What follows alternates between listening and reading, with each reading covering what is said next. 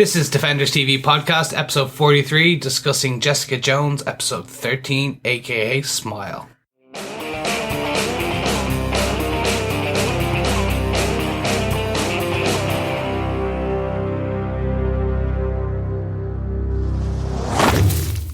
What's up, everybody?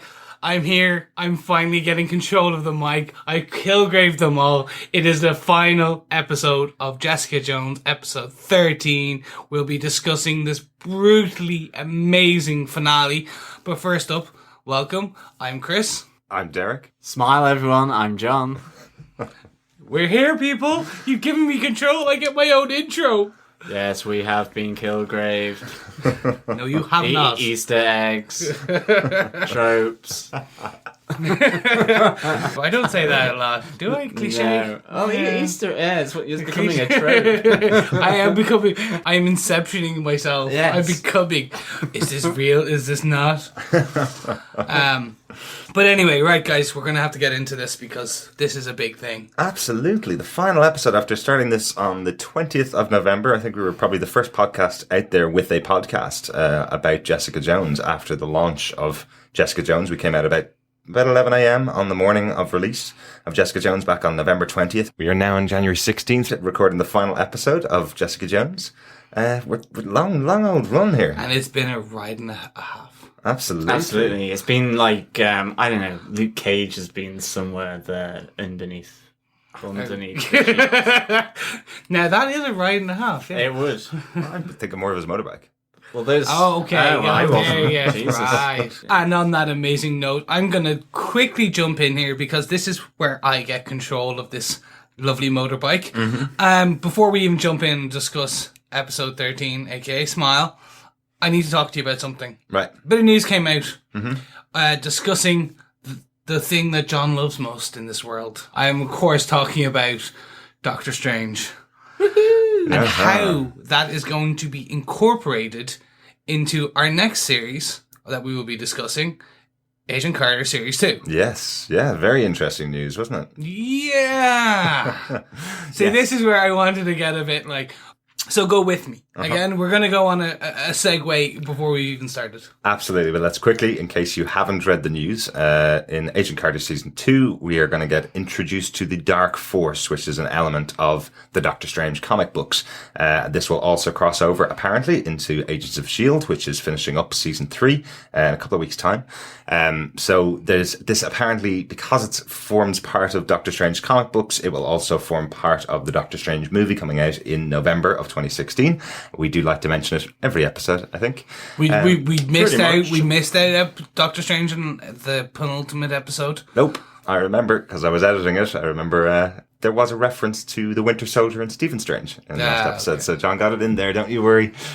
Of course. But on to your point, Chris, sorry. So I want to hear your guys' thoughts on this. Because personally, this is going a bit... They're trying to connect the unconnectable in this part. Interesting. Okay? Because for all my love of Doctor Strange and the mythical lands and of Kunlun and all that, the magic side of the MCU has not been discussed at all yet. Yeah. We've had Inklings, Steel Serpent, Davos, Madame Gao, a little girl, a little woman destroying our Daredevil.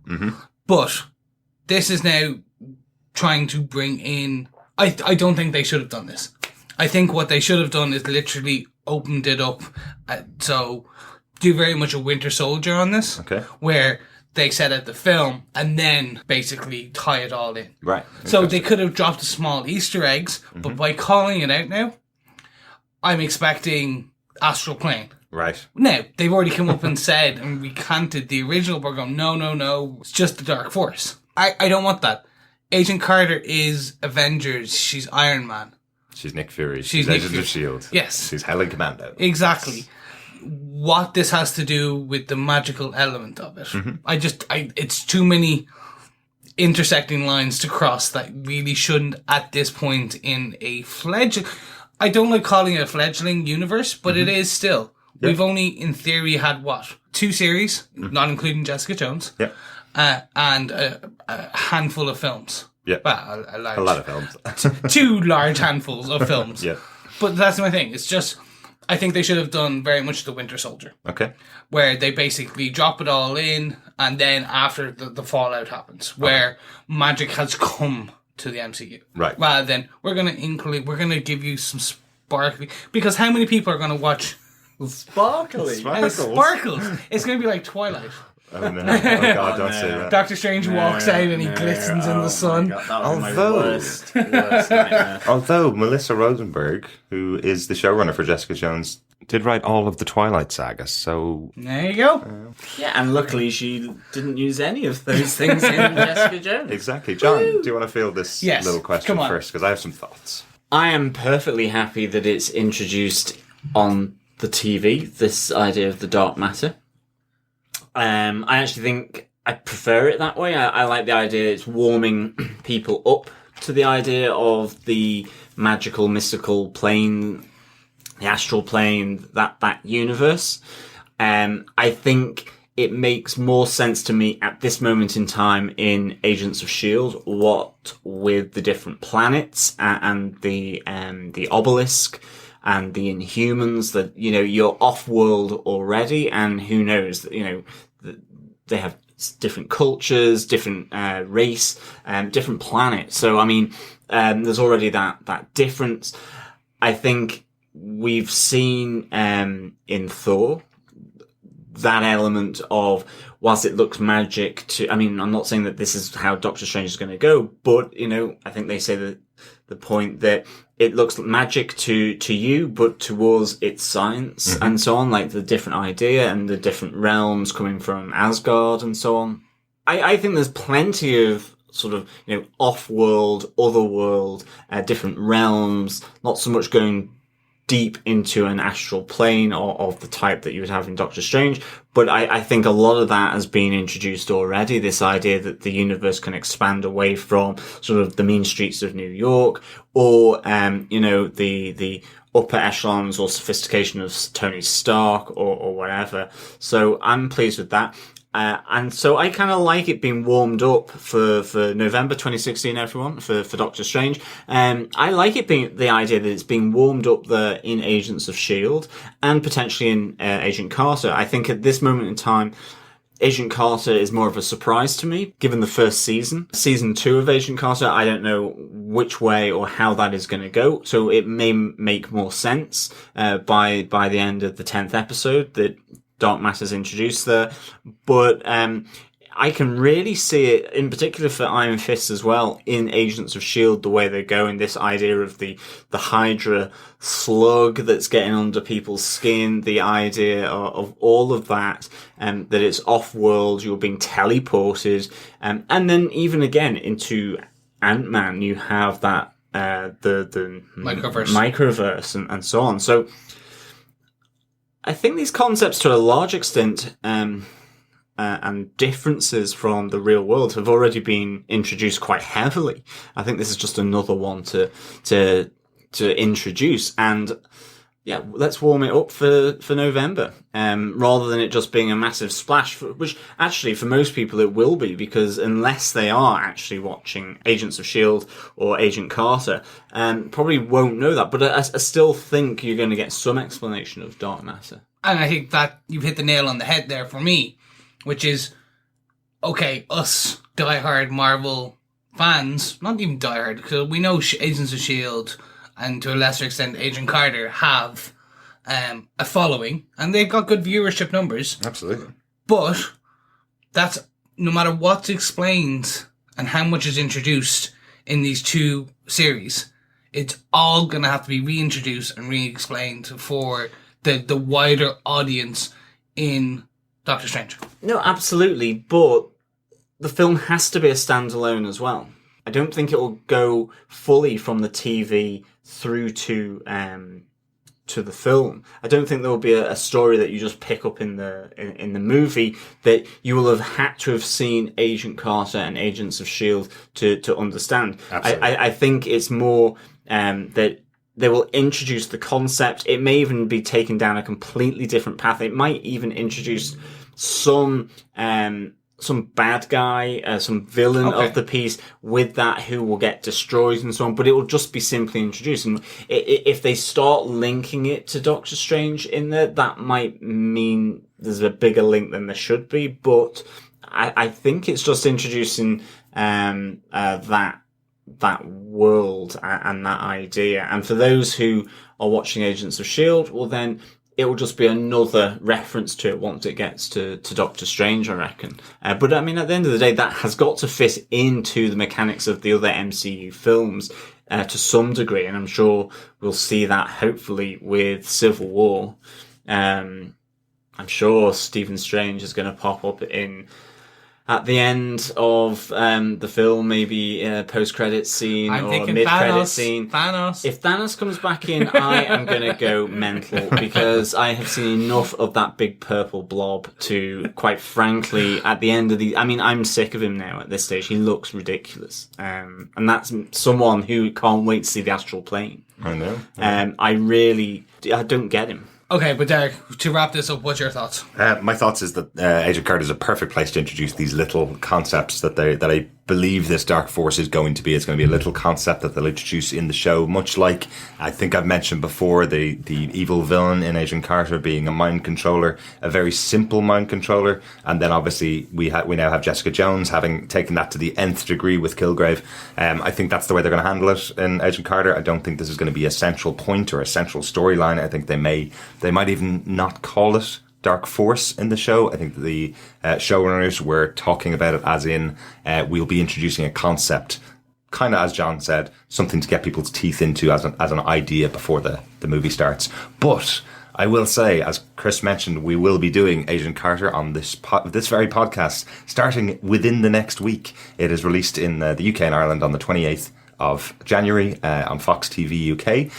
We did Agent Carter Season 1, myself and John, and I think, Chris, you might be jumping in with us to the world of Agent Carter, so we'll get a lot of those questions answered. Oh, big time. And now, I watched the first series around the same time as you guys. As I said earlier in the last episode, if those of you listened, I like to binge. Mm-hmm.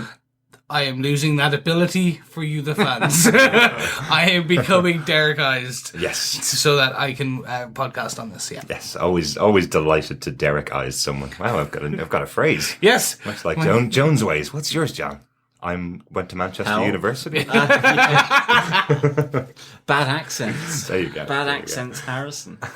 And of course, for all Agent Carter stuff, just as well as for all the stuff on Jessica Jones, Daredevil Season 2, and any of our previous podcasts, you can find us on defenderstvpodcast.com/iTunes, where you can subscribe so that we pop into your earpieces every time we release a podcast. And in particular, if you're an Agent Carter fan, we will be there. Subscribe to us on iTunes or subscribe on any other good podcast catcher, such as Podcast Addict, Player FM, or Beyond Pod. Again, just search in any of those apps for Defenders TV Podcast and subscribe and review us where appropriate. Absolutely. Another little call out. We do this roughly around the end of each of the shows that we cover. Just a quick call out. If you'd like to go and review us on iTunes, it does help us in ratings, does help people find us. Really important as we start a new show that people who are interested in the discussions that are had about each of the shows that we cover, really important that we allow them to find us. And the best way to do that is just review us. I know that most of our listeners are actually on iTunes, so it's good for us to get a couple of ratings. Just let us know what you think. Hopefully 5-star ones. Fingers crossed. Absolutely. Okay, so on that note, if you're joining us for the very first time, this is probably quite weird, and we'll give you this. The basic premise and format of our show is very simple. We watch the episode and we come upstairs and podcast straight away. That's it. We don't binge, we don't go on. What we do is watch an episode and go forward. So we're basically in the dark. Now we are going to discuss after this. Move into the light. And move into the light, almost, of episode 13, aka Smile, which is the finale of the first season, maybe, before season 2, of Jessica Jones on Netflix. Mm-hmm. So, to kick into this, we're going to have to ask Derek Please give me all the details. No problem. This episode, aka Smile, was written by Scott Reynolds and Melissa Rosenberg. They wrote the teleplay for the episode, and the script or story was written by Jamie King and Scott Reynolds. So quite a lot of writers on this particular episode. Most of the series has been written by a panel of writers for Jessica Jones. It seems like they've all gotten together to kind of wrap up the series, which I think is evident. And this episode was directed by Michael Reimer. John, do you want to tell us what we got in the episode? Sure. Although I always think teleplay sounds such an old-fashioned word. It does, doesn't it? Really? Yeah. It's almost like a play made for television. Yeah, but direct to your wireless. Here goes the Jessica Jones synopsis for episode 13. After her shot to his head, Jessica and Luke get some unexpected help at the hospital from someone else in Jessica's neighbourhood, who is intimately acquainted with gifted heroes. As she looks after an injured Luke, Jessica and Trish track down Kilgrave. However, unknown to both of them, Kilgrave has augmented his mind control to a powerful new threshold, and this time he is willing to use it to deadly effect against Jessica. As Jessica and Trish hunt Kilgrave to the harbour, he uses his enhanced powers to control larger crowds, and seemingly Jessica. As he exerts his powers over Jessica, he chooses to punish her by controlling Trish. Jessica appears to accept that she is under Kilgrave's command, giving him hope that she loves him, as the question remains about her immunity from his influence. Out of the blue, or is that purple, Kilgrave's hopes for him and Jessica are snapped away from him. As Kilgrave's influence recedes from New York, word of Jessica's heroics permeate through the city, as her phone starts to buzz with calls asking her for help. There are a lot of Jessicas there. I was almost tripping up over the old, the S's and the J's and the Jessicas. How do you think David Tennant felt? He called her name quite a lot during the series. Jessica! I know. But I think... Chris, what's your first point?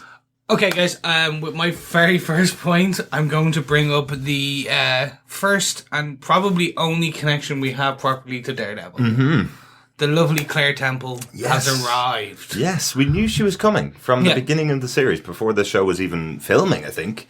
We knew Claire Temple was coming into it. No, yeah, and we did. And like that just completely shocked me that they would wait until the very last episode to give her an almost surprising amount of screen time in that. Absolutely, yeah.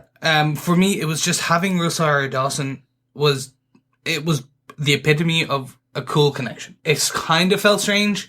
They gave her, like as I said there, it was such a strange amount of screen time for this character you've just introduced. Yeah. Literally just introduced. I feel that what we may have had is, again, this may have been an editing choice. Maybe. Basically, they may have cut, basically probably ended up with, say, 14 episodes worth of content. Right. And then they had to shave back to make it 13. And all of her scenes were healthy plot points that were needed for the finale. Mm. Her interactions with Malcolm, her saving grace of Luke, the escape. It was fantastic. And I just couldn't... If you haven't watched Daredevil, well, please go back and watch, because she's fantastic. Rosario Dawson is an amazing... She's not called Night Nurse. We believe she is the character Night Nurse. Yes. But and I liked a little call out in this episode where they call out that it is 5 a.m. when she goes back to Jessica's house. So again, she's a nurse that works at night, which I liked the little touch there. There was a lot there, and she brought some very powerful elements to the finale. But it, again, we've talked about this. A thread has been brought up throughout our 13 episode coverage. Of that one moment in every episode that makes us cringe, that makes us squirm, that makes us shudder. Not in anticipation, yeah. We got that moment in spades in this part. Oh yeah. Absolutely, yeah. The large needle going through the eye into the back of the cranium. Wow. Yeah. I've turned away from episodes a little bit before, but still been able to watch. This is one of the most difficult looking scenes that I've seen. The length of the needle that's going into his eyeball, what do you do? Like, I love the touches all the way beforehand where all the other doctors are trying to use the needles on the unbreakable skin and they're bending, essentially. So there is only one option. This is pretty much one of the only places you could show on a TV show. Yeah, that's where I was going. The other eye? Yeah, exactly. But that's a really tough scene to watch. Yeah, I don't think they would get cranial spinal fluid from that. No, I don't think so. Actually, well, I can't very say different. I didn't do well in biology. But no, it was just such gut wrenching. And John, you wear glasses. Come on, like, can you imagine? No, just I don't even like things on my face. There were two things about this scene that really kind of got to me, and obviously the obvious one is the needle through the eyeball to get the spinal fluid and to drain it, so relieve pressure and all that kind of thing. I mean, it is just like anything to do with the eyes. And again, like as Derek said, I just love the fact, previously they'd shown the needles breaking or bending, or even like that drill that they were trying to do to drill in through to the cranium to relieve the pressure was like burning out and blunting. So there was definitely that, like, oh my God, can't believe that. But then the other aspect of it was, and actually I quite liked it, because as soon as they said that they were taking out the spinal fluid, I've had that done previously, and it's like I was sedated and all that kind of thing. But like the next day, it was just like, oh my God, the pain in my head. I mean, it was basically lie down, take lots of painkillers, and drink espresso coffee was basically the advice from the doctors that to look after yourself. And I actually kind of like the fact that this whole thing takes out Luke Cage from the entire episode. So to me, it was immensely believable then. I kind of had I had an initial suspicion that after that being done, he was going to get up and go straight into the fight against Kilgrave. And I think for me personally, and that is all it is, I would have been going, okay, well, I don't believe that. Yeah. That wouldn't happen. Yeah. Because, like, I'm not saying I am Luke Cage or anything like that, but you did do the 30-day shred. I'm still on it. I'm still trying to do 30 days worth of shredding. Yeah, what are we, November 20th? Yeah, exactly. Well, there's 3 levels. Yes. And now I'm on Hour of Power, so I'm really sort of not saying that I am Luke Cage, but I'm working to his mantra of getting less wobbly abs. I suppose.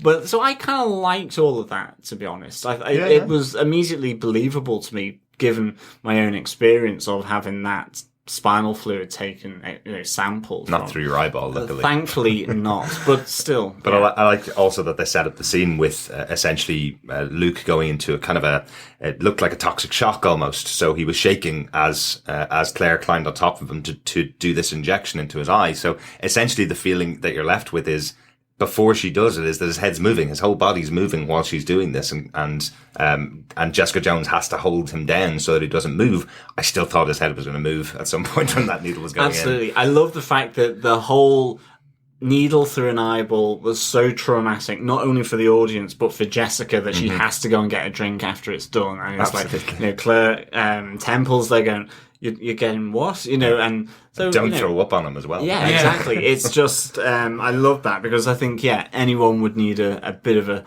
stiff drink after that, definitely. Yeah. I'll connect to my first point. My first point is obviously about Claire Temple, because it's such a wonderful introduction of the character into the show. I suppose what really struck me while watching it is how well she fit into the show. She seems to just inhabit the Hell's Kitchen world so well, and I can see why she's being tapped on to do all the other shows, really.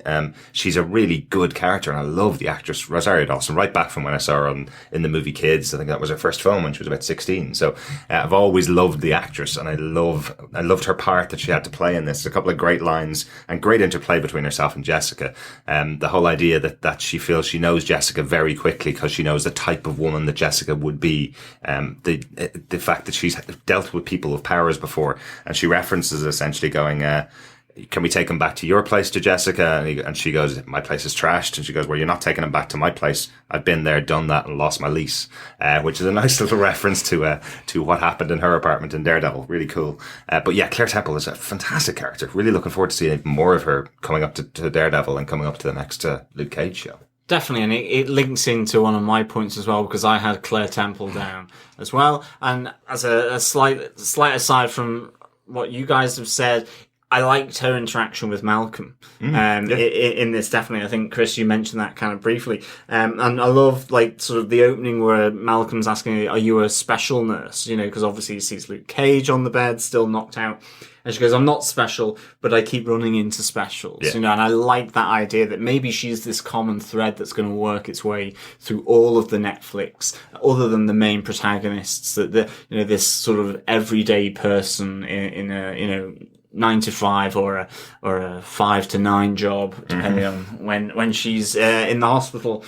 But I also like the conversation that her and Malcolm had about this idea of being, well, are we the sidekicks? You know, and Malcolm kind of says, well, you know, they need that separation, but she kind of comes back and says, well, no, they need the connection with normality. And I like that conversation that the two of them had, really. I thought it was really nicely done. And that was really good to see. Yeah, definitely. And Claire's response of, I am no one's sidekick, is exactly really true. Yeah. You know, she is absolutely her own woman. Even throughout Daredevil, he tried to kind of pull her in as being his nurse, taking care of his wounds, but yeah, okay, she may have come to his aid a couple of times, but she definitely wasn't going to be there at his beck and call, like Alfred in the Batcave. You know, that wasn't going to be her job, you know, which I liked. Yeah, and I'm actually going to echo John's point in that I really could see her being this thread now between the 5 series,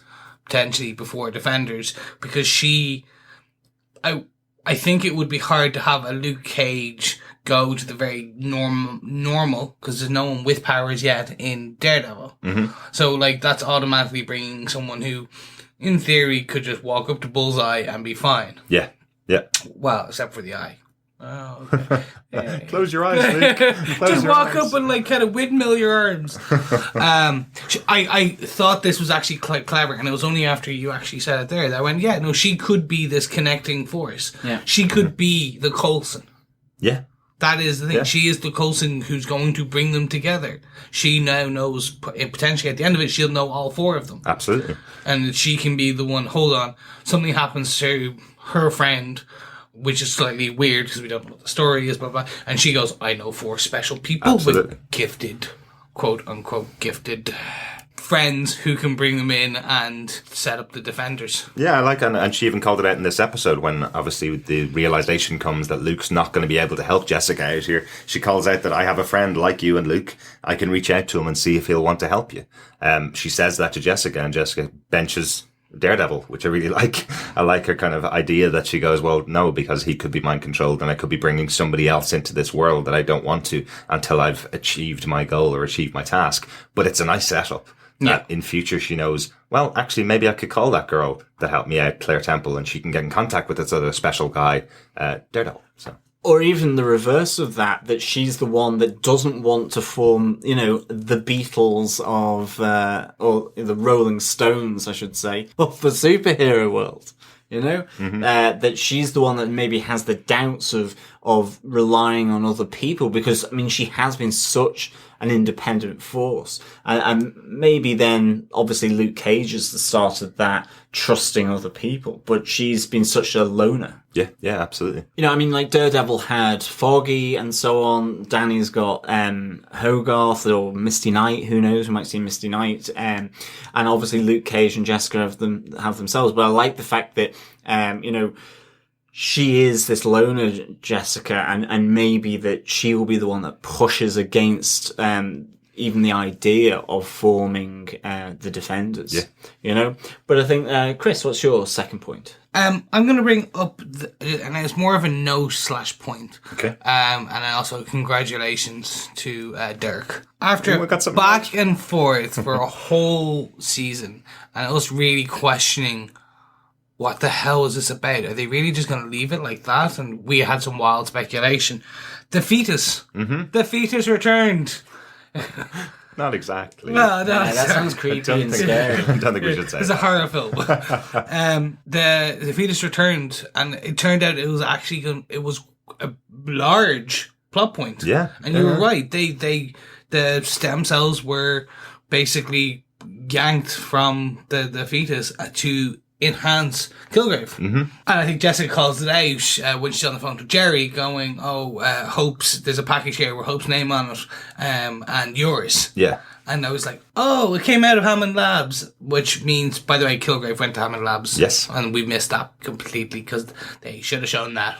I would have paid to see that, but obviously we're going to get it in a different series. Uh-huh. But no, it was great. And you called it right at the end of the last episode. Yeah. Yeah, I did. Yeah, just because I noticed the stem cell element of what the experimentation that his father was doing in the last episode. Yeah, I kind of had a feeling that there was something coming back from there. Yeah, and it's great. You're right. Because I remember the complaint at the time when Hope had the abortion, and then Hogarth was taking the baby essentially, and then said nothing happened from it. I knew that was coming back, definitely. Yeah, and it was a great way to reintroduce it, because the only other way would to go to Hammond Labs, which I was hoping. I was more that, where we'd have like create speedball, that, but also maybe even the kind of very alien-esque type lab where you'll have lots of clones and stuff in test tubes, large tanks, and kind of gestures walking down, and there's this Hope clone, kind of half mutated, half purple. Right. But anyway, I just thought it was very good that they actually wrapped it up. And I can't say more. It was like they took something that I thought they completely forgot about until you brought it up. And that leads me on to my next point, which is the use of all this viral tissue and the fetal matter that's injected then, like an absolute massive dose of all of this injected by Albert into Kilgrave. And we see, I'm absolutely convinced, I mean, is it, isn't it? But for me, this is the birth of the Purple Man. You see the purple veins kind of creeping up his neck as he's being overdosed with all of this, this viral tissue and matter, and the fetal matter and so on. Like, it's really, really good. And I love the sort of the lead up to it anyway. Where Kilgrave asks his father, what will happen to me? Will I die or will I get stronger? And of course, Albert goes, I prefer the latter of those, that he dies, his own son dies, because he's so obnoxiously horrible. Yeah. And I like it. So I love this birth of him. And obviously we see the kind of consequences of that in the apartment afterwards with the two guys and for his poor father. But we have the Purple Man here. We have Kilgrave turned into the Purple Man, and we see that, as he strains, to exert his powers, down by the harbour, later on in the episode. Again, we see the purple veins coming to the surface. I thought that was really classy. I loved the way they did it, actually. What a brilliant MCUing of the Purple Man. Like, what a great idea to actually not have him purple skinned, but to have it that his veins are popping as he's exerting his power now. Really cool idea. Really cool. Yeah, and if things had have worked out differently, I would have loved to see that the veins, the more he used that heightened power, the more purple hue he would have gotten.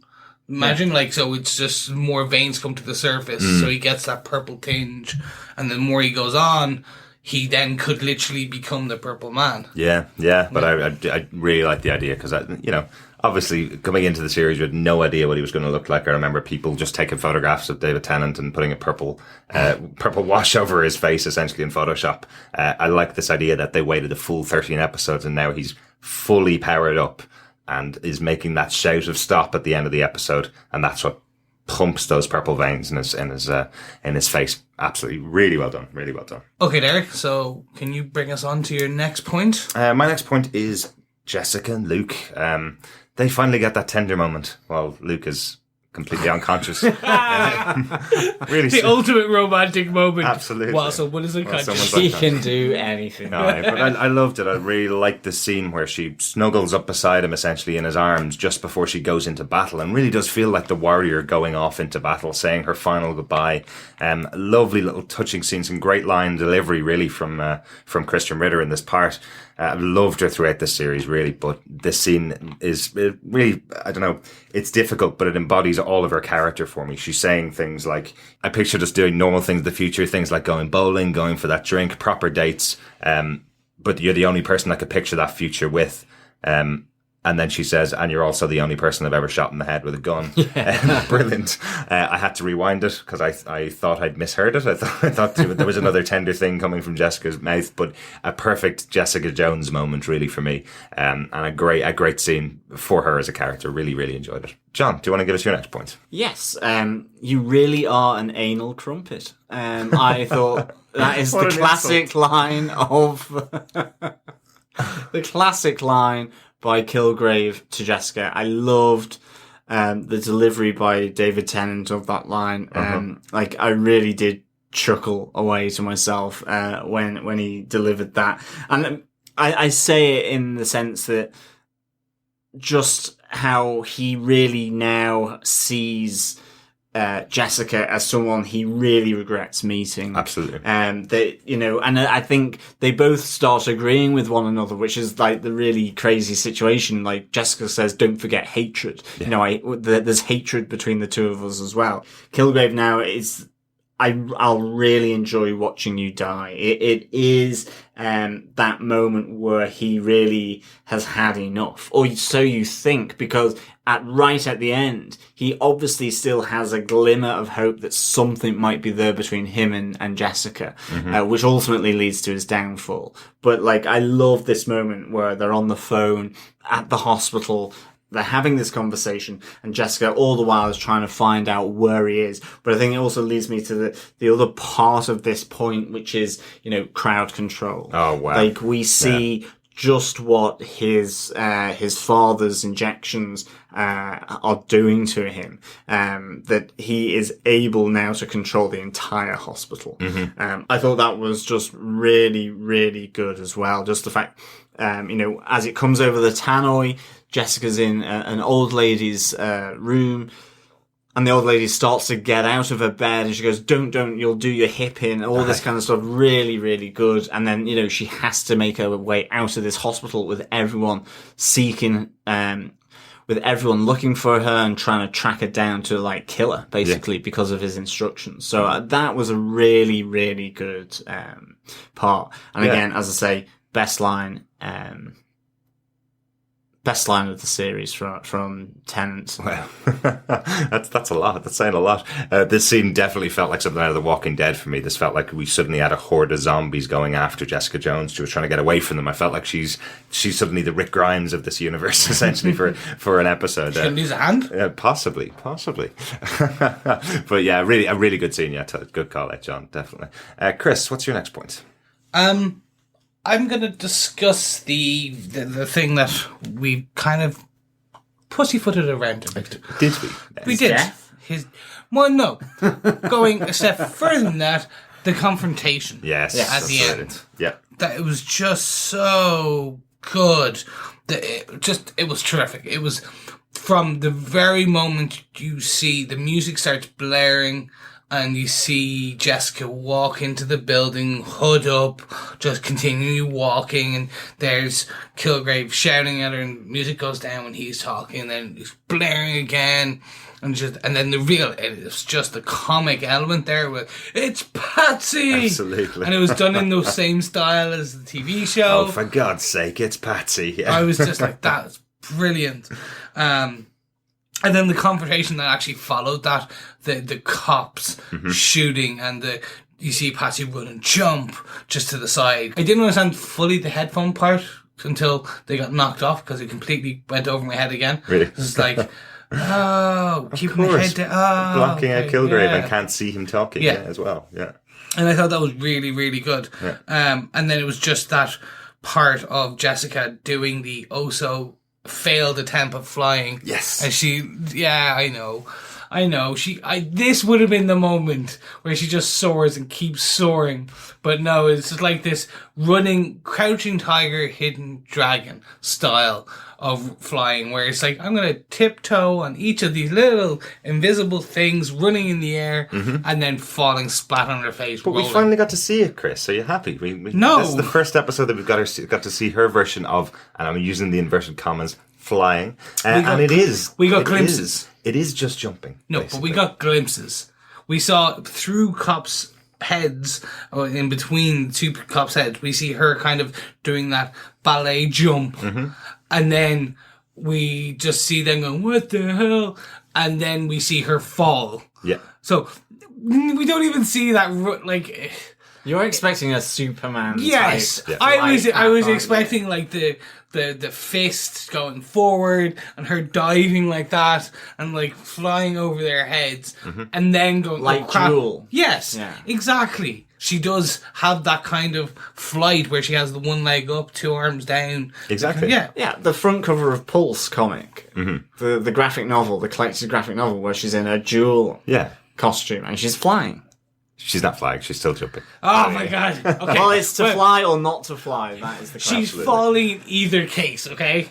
Listeners, if you think she was flying or walking on air or jumping or stumbling around in the air, answers on a postcard to feedback@defenderstvpodcast.com. Scan it in and email it to us. Definitely.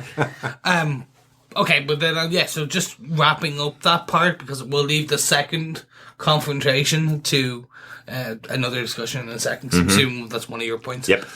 Grand. But so that element in there as a whole, it just was brilliant. Yeah. It was, I love the reveal that it was Trish Yeah. in there, because I kind of suspected that there was a plan here, but it's such a perfect Jessica Jones costume that she has. Yeah. Now, this is a super costume, essentially. Yeah. Trish is able to put it on, cover herself up enough that you don't suspect her. And it's just, I think just around when all the cops are surrounding her, I just kind of realized, hang on, there would be no way out for Jessica here. So a really good turn, good twist. I absolutely adored just the music, the rock music versus the silence and him talking. I mean, that was just perfect for me. It was a really nice little, just way of the two different characters and emphasizing that, was really, really good. Yeah. That to me, it just stood out totally. A nice little as plug being for Beat really Spectre good. as well. Yeah. oh god, yeah. big The time. wireless Yeah, ones, yeah. which are amazing. Yep. Trish is rich. Yeah, she's Patty. Yeah. So then, Derek, what's your next point? I'm going to take a bit of a point from the final battle. Kind of break this up. A good idea there, Chris. My point is actually that something I wanted, when I mentioned on episode 7, there was one scene I wanted from the comic books of Kilgrave showing his power happened in this episode. And I did a little fist bump when I saw it. It's essentially where Kilgrave, who's in control of everybody on the docks. We find out that they're a booze cruise essentially that were on the Hudson, and he took control of them all. He's setting them all out in front of Jessica. And if you've watched the TV show, all 12 episodes so far, generally Kilgrave sends them to attack Jessica. This time he does what he does in the comic books, which is everybody kill each other. And it's a great moment. It's something that I, as I said, mentioned on the podcast about episode 7, wanted to see it enacted. And I love the idea, because suddenly Jessica isn't battling an army of drones. Jessica's trying to stop people from killing each other. A great little moment. Really enjoyed that. Yeah, actually, the better part of that is the first you see her trying to stop them, Separate them. and then when he goes, "I knew that's what you do," but like the typical, the cliche. See, I do say it quite well, actually. Yeah, right. I didn't see it. I'm hearing it now. It's just such a cliche, Chris. Yeah, it's a cliche that I'm a cliche. Oh my god, it is. It's the inception. Wow. Anyway, back to the point of that. When he does the Bond moment of like, aha, now my plan, and it worked, and then she stops caring. Yeah. But you could see that there's a change on Kristen Rich's face when she just stops. Yeah. And it was just like, it's a woman, she's agonizing, and then she just goes blank face and is like target locked on like a missile. Yeah. And she's just pushing them away as she walks towards him. And it's a powerful, like, I am a powerful woman kind of like kind of like real superhero-esque. Absolutely, but like, she's ignoring the people around her who are all killing each other. At that point, she just suddenly decides to ignore them. Like, and if you just superimpose flames, that's the I'm walking away from the from the burning building. The burning building with sunglasses on. I don't look at fire or explosions. It was cool. Another little connection here with Agent Carter as well, and Dr. Imchenko. That's one of the things that he does at the end of Agent Carter is to set off a bomb in a cinema, which makes everybody fight each other and beat each other up. So another little connection there with Imchenko's powers and Kilgrave's powers, which I thought was quite fun. Yeah, coming from the Strategic Scientific Reserve. Yes, yeah, absolutely. John, do you want to give us your next point? Yeah, my point is going to be connected to this final scene as well, and that ultimately is the ending of Kilgrave, the double cross, the trick of Jessica, the use of the safe word that her and Trish have already used, and I love the fact that ultimately it's Kilgrave's temptation, his curiosity for wanting everything and using his powers to get the things that he wants, whether it's an apartment, whether it's money, art, his favourite seat in his favourite restaurant, having his favourite food with his favourite bottle of wine, that it all comes down to the fact that even though he suspects that Jessica may be tricking him, he's not sure that he has control. It's the temptation to have the thing he's always wanted, which is Jessica, that makes him believe her. Yeah. And in she goes for the kill. She finally seizes her moment to pick him up. And what a great thing that it is, just this great snap of the neck. Oh, absolutely. Like, it was just like, I think you said it, Derek, it was almost like fist bumps. It was a deserving end to a deserving foe for Jessica, I think. Yes, it was quite toned. It's not sort of spaceships coming in from another portal and destroying New York or anything. This matches the tone for me of the series. Yeah. And I just thought it was really good. And I loved as well how Kilgrave's trying to use Trish against it. I mean, he's got so many different backup plans, and in the end, he runs out. Despite his increased power, he just runs out. And Jessica tricks him and uses essentially his weakness, which is that he feels he's entitled and wants everything and will always try and get it. And he still wants Jessica at the end of the day, despite what he's been saying. And that leads to his neck getting snapped by Jessica. She does not hesitate anymore. Absolutely. Really good ending. Loved it. Definitely. I totally agree with you. The end of this character is, I don't know that I've seen a more satisfying death of a villain in a show. And it's been done a couple of times before, this type of way where it's just, a bullet to the head and that's the end of your villain. But after all the battles, all the opportunities to get out, all the things that they gave to Kilgrave that he could possibly have gotten away, there was no way this character could have continued. I think we probably spoke about it about 3 or 4 episodes ago, that could we see Kilgrave come into the Marvel Cinematic Universe, being that it's David Tennant. I was pretty sure he wasn't going to make it out of this series because they'd given him so many outs and so many ways of turning around and becoming the hero even in some episodes.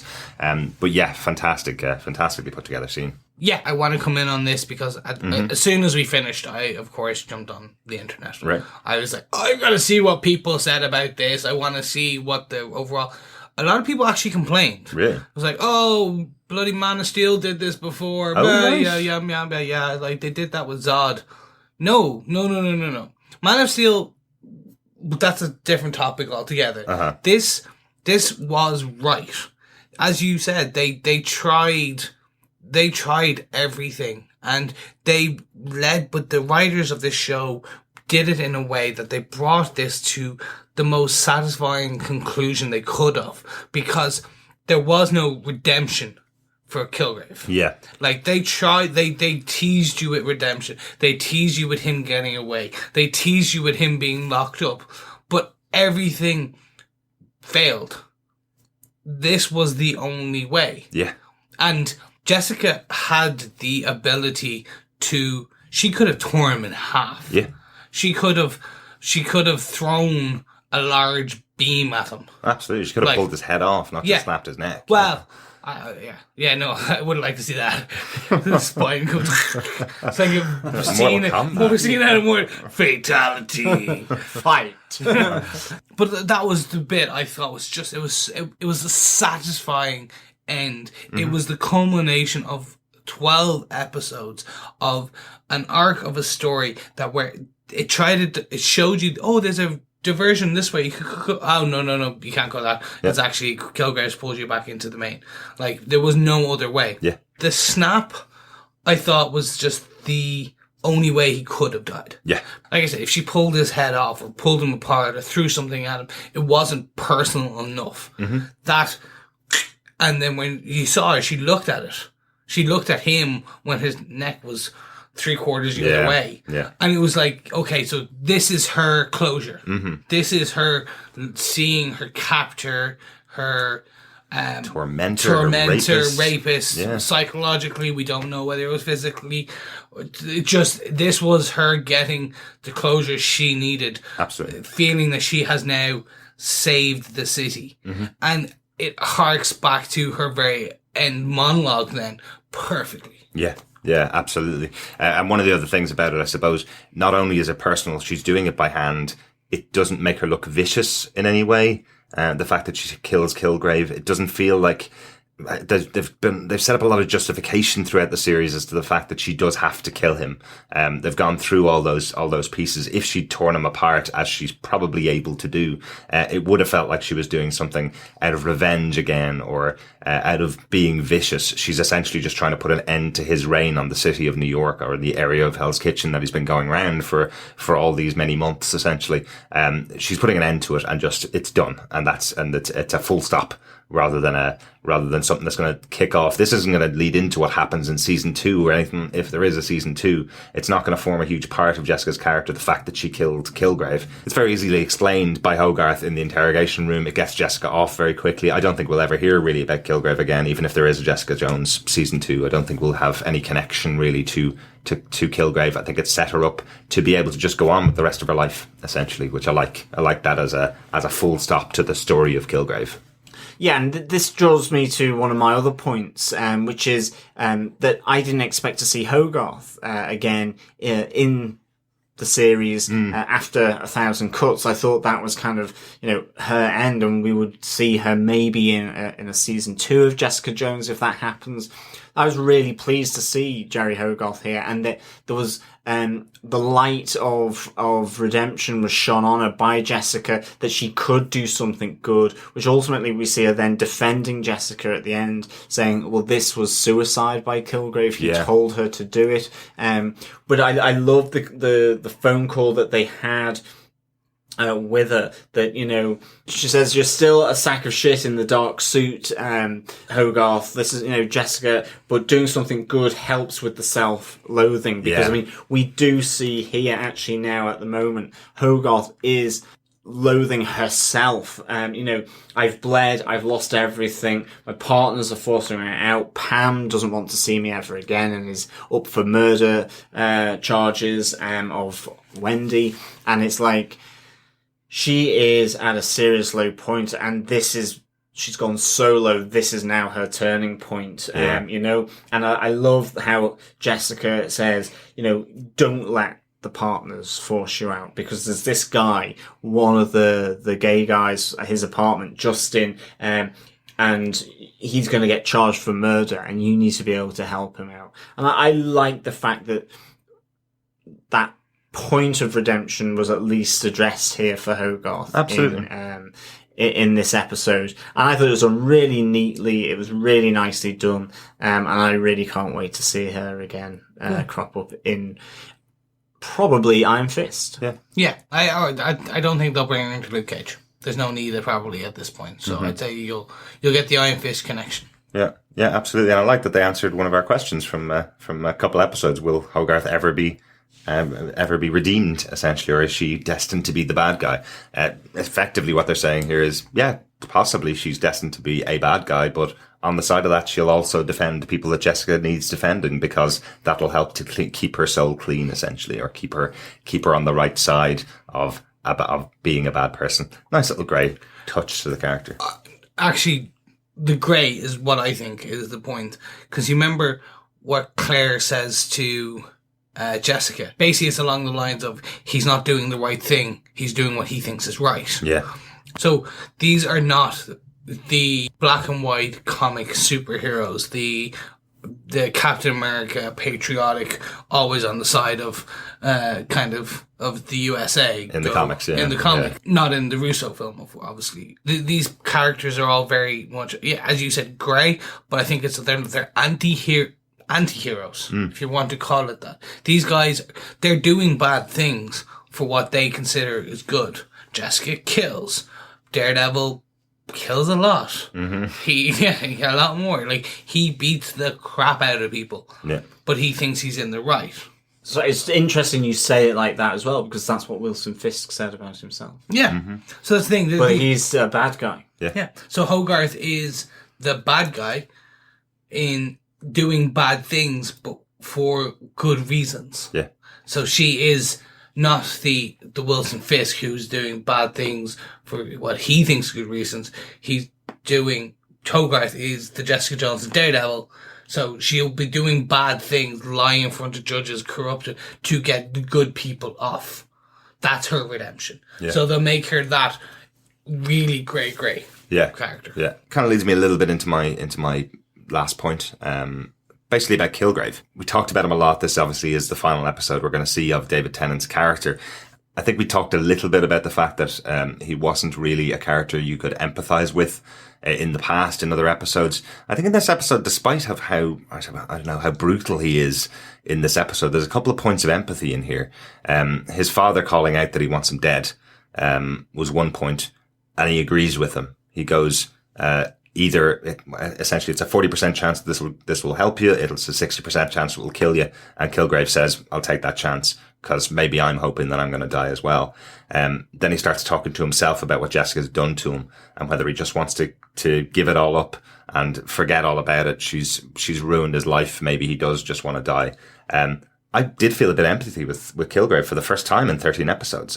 Wasn't expecting that, to see that bit of empathy for the character. He does seem like he has had a huge amount of trouble in his life, not caused by his parents abusing him when he was a kid in his description of what's happening. It's because of what these powers are doing to him and how they're changing him as a person. He can't see what other people's real feelings are around him at all. He doesn't seem to be able to see that. He doesn't seem to have any empathy with them as a character at all.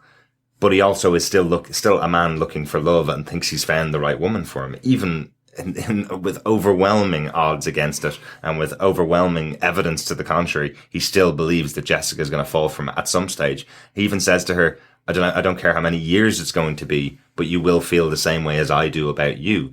He's genuinely saying that this is his true feelings. He's not trying to abuse his power with her. He feels that she's eventually going to fall for him. I don't know how it seems like this episode was written slightly differently to give me a bit more empathy with him as a character. Perhaps maybe that's what I'm feeling. But definitely David Tennant is going to stand out in my head for years after playing this role. I think he's done an amazing job throughout the series so far. And I think just having that little bit of empathy with him before he's finally killed in the right way, worked really well for me. For me, I think I had lost that empathetic edge by that point of the dad's hand in the blender. I think that was almost like the nail in the coffin. Mm-hmm. It's the sadistic streak in him was so big. I get those points. For me, they kind of were like, okay, I understood what they were trying to do, but I lost it. And by the end, I was cheering his death. Oh, absolutely. Oh, no, it certainly was. I just felt a little bit more empathy with the character. I think he was just expanded a little bit more in this final episode. Don't get me wrong. When I saw his father lying on the floor with both arms off while someone was trying to feed his arms into the garbage disposal unit, no empathy for Kilgrave there. Yeah. But when he's speaking about himself in the first person as to how he thinks about his life, made me feel a little bit more empathy. Yeah, I think that's also David Tennant's. That's David Tennant. He's still he's still one of my doctors. Yeah, I think people you want to like him as an actor, and he brings this sadistic, cruel, crazy character to a point where you're like, oh, maybe it's not all his fault. Yeah. A little bit of empathy, I was A smidge.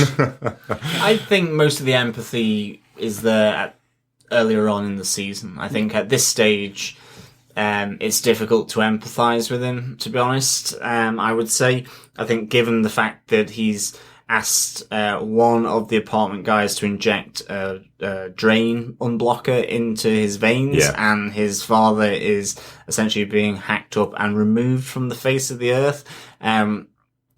I mean, he is basically realised he can't beat Jessica now, and he's lost his powers on her. Again, it's a selfish thing. It's all about him.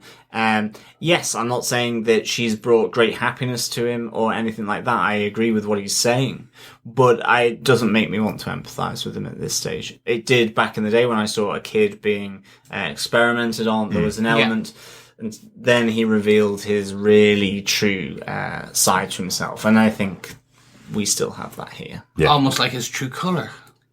Yes. Ooh. Purple. Yeah. On that note, John, do you want to give us your final point? My final point was the bodies in the apartment. Oh, the abject brutality. Yeah, I mean, again, and I suppose in a sense I've actually really just covered them. Here is a pretty horrendous person who has killed one person with a detergent, a drain unblocker.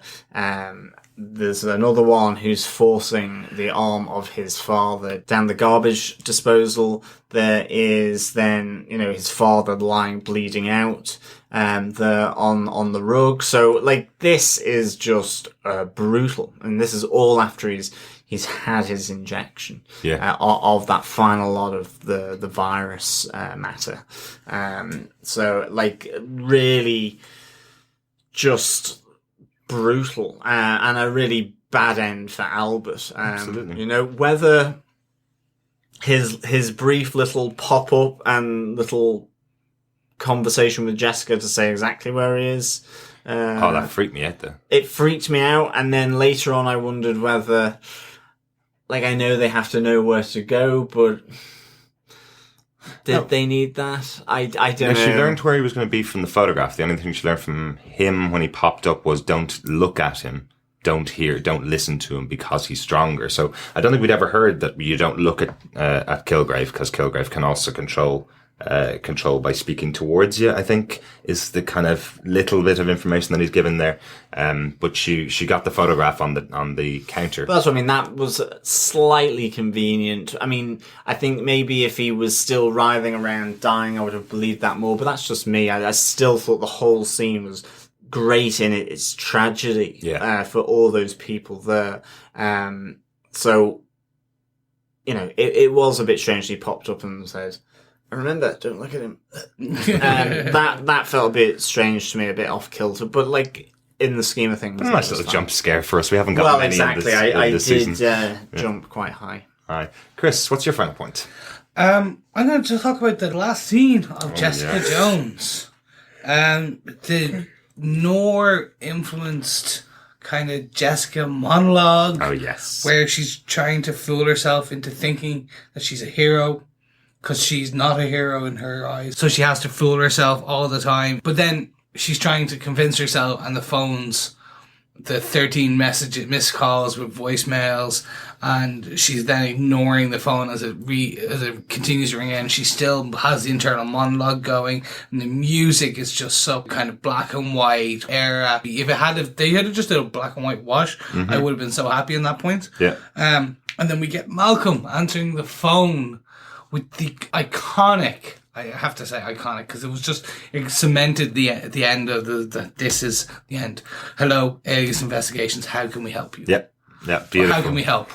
And there was those 13 calls where people were like, "Go, this is my brother, my boyfriend is in trouble." None of them were like, "There's aliens coming." It was all kind of low down crimes that you wouldn't hire a PI for. Yeah, and I was definitely listening out for something that might give us an indication of what's going to happen in Luke Cage or Daredevil or something like that, but none of them seemed to be huge. There was a guy whose brother was being blackmailed. There was a woman whose boyfriend was being beaten up. There was a girl who was saying that she's getting beaten up by her boyfriend. There's a couple of a couple of those, but nothing, as you say, nothing huge like that a superhero would be sent for. But I was still slightly shocked when she deleted the second answer message about the lady who, like, my boyfriend started to turn violent, he's beating up on me, and there's like, message deleted. Yeah. Like, the first one did seem like, you know, I owe money and people are after me. Like, I understood her deleting that. This seemed like really harsh, as though she really did just want to, like, forget it all and so on. And that's why, with Malcolm doing what he did, that was, like, really good, because I think literally just before that, I had said to Derek when we were watching it, I just don't feel as though Malcolm has been tidied up here properly, knowing kind of how it... Because he was tidying up? Yeah, because he was tidying up. And then you get that final scene and the pan back, and, like, it's just, it's perfect. It's like, there you go. He's now tied up. But that was the bit when she was deleting, and it was like, I don't want the praise. In the monologue, I don't want the praise. I don't want the attention. I don't want to be the hero. I have to fool... if you wanted to, I have to fool myself. Yeah. And we finally get, as you say, Malcolm becoming the Malcolm from the comic books and actually working for Jessica. As I said, he's the annoying character who's always coming to her, asking to see if he can work for her constantly. This is the one where we see Malcolm answering the phone, which he does. I think once in the comic books, he answers the phone for Alias investigation. So quite cool to have that final Malcolm turning all the way back around into the comic book character that we saw at the beginning of Alias. So quite cool. Yeah, and then it was just to end it, because this is it was the best ending. The pan down the corridor. We saw the door and then them in the silhouette, and Door watched for those of you who are still listening, Door watched the latest update is unfortunately the glass of paint is still broken. Yes, never got fixed. Never got fixed in the end. That door is still probably ajar. But it was just a very poignant way of closing that chapter, but in a way that you're like, I want a second series. Yeah. I don't need a second series. Right. If you know what I mean. They closed this arc very well, that if they do this next one, then I'm like, yes, okay. With Daredevil, they didn't close enough of it. They left it open for the second series a bit. So in that him becoming then Daredevil 100%, and Mrs. Fisk escaping, and then Wilson in bars. So, like, you know he'll escape. That was, like, there was still too much left to do. Yeah. In this days, she has new investigations. Yeah, absolutely. They set her up as the hero for hire, which I liked, definitely. I mean, just as well, on the door, I know you had mentioned it at the last podcast, but again, I love the fact that in this, the door is being treated like a normal door, but it's a door that's not fit for purpose. Because I think you said that Jessica reaches in and closes it from the inside, even though she's walking out and out of the building and down the corridor. Here we have Malcolm coming in as though the glass is still there and using it like a normal door, and it's not. It's just, it might as well not be there. Yeah. So again, it's a nice little call, you know, that instead of New York being the fifth character here, or the that additional character, it's actually a door. All right. So, Chris, do you have any notes on this episode? Yeah, I've got some parting notes. These are my last of Jessica. Very two simple ones, which I thought was just, we need to kind of wrap up. Trish survives. Yes, she does. So this is a big thing. Trish has survived. She greeted Jessica at the end, not too knocked up. Obviously, slightly psychologically harmed from that kissing of David Tennant. She must have been hated that part of it all over. I'm sure she did. I'm sure. She'll probably most likely continue on the path that we've seen her on. So this is going after IGH. This is her continuing the Krav Maga. This is her, I think, becoming on the path to Hellcat. Right, yeah. I'm 90% positive we'll see her in some form or another in Defenders, if not sooner. In costume as Hellcat? I don't know. Powered? I don't know. But she'll be there. She'll be there maybe as the human Daredevil, where she's there kicking ass. Right. That's it. She continues on. She may become slightly get amped up slightly, but I don't think they're going to want to amp her up to Hellcat level, where she's really suddenly acrobatic and has sharpened claws on her hands. Right.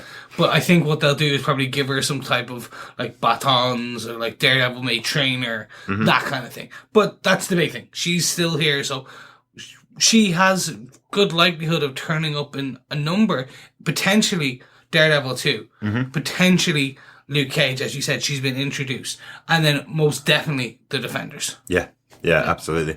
And I was really intrigued by that final shot with her in her apartment as her mother has left her all the files about IGH. What's it again, John? The Inhuman growth hormone. We think the inhuman growth hormone. But it's a play on mutant growth hormone that's used in the Alias comics. Yeah. So I do like the idea that she could be going off investigating this. This could be what sets up Luke Cage, the series, potentially. She teams up with Luke Cage in his own series, perhaps.